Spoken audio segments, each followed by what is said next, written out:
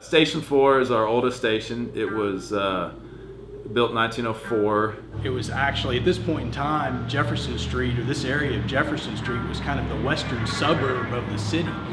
So they added Station 4 to add fire protection to kind of the outskirts of town, which seems funny now.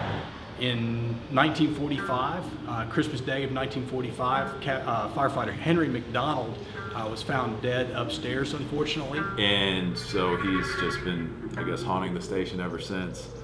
And so through his legend, he's been kind of promoted to captain. So everybody calls him Captain now. And that's sort of the genesis of the Phantom legend around here.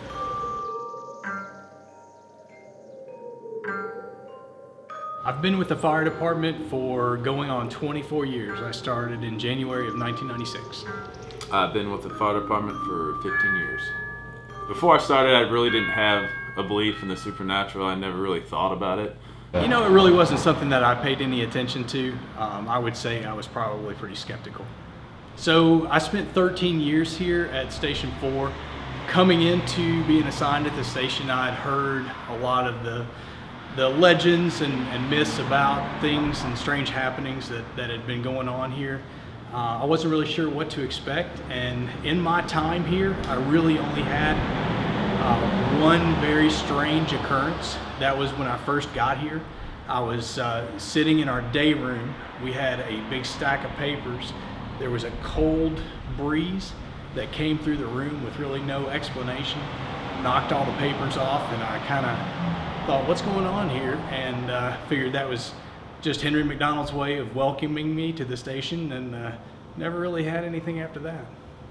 The only personal experience I've had here was probably about 4 or 5 years ago. We had a team of ghost hunters come out, and we were on duty, and they were using some special monitoring system to find if there was anything here. And they were in our TV room, and they set up and were in there for a couple hours, and when they came out, they said, this is the highest readings that we've ever had. And they played back their recording, and I guess it recorded a different frequency, and they were talking to the ghost. So when they played back the recording, they were saying, their question was, what's your name? And on the recording, it had in a creepy ghost voice, it said Henry McDonald. When they told me about that recording and I heard that recording, I think that night I slept with a sheet over my head. Well, I'm certainly less skeptical than I was before. I think there are definitely things that we can't explain. Well, I've been here so long that it doesn't affect me. You know, if it is haunted, I don't think, he's out to get me. So it doesn't make me nervous. But yeah, some people don't want to travel over here.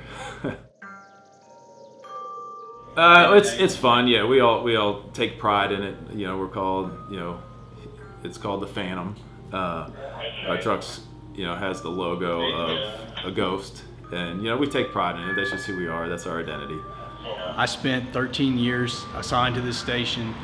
One of my favorite times of year was around Halloween, when we would kind of get the ghost tours, or we would get the people coming to do the stories on firefighter McDonald or the Phantom, because it really brings people into this station. It gives us an opportunity to talk about not only the Phantom, but also a little bit about what we do. It's just our station's so close to the street. It's in a neighborhood, so we leave our bay door open. We're out all the time, so we build relationships with the community. Being a neighborhood firehouse, we love talking to our neighbors. We love inviting people into the station and showing them what the Lexington Fire Department, what Station 4 in particular, is really all about.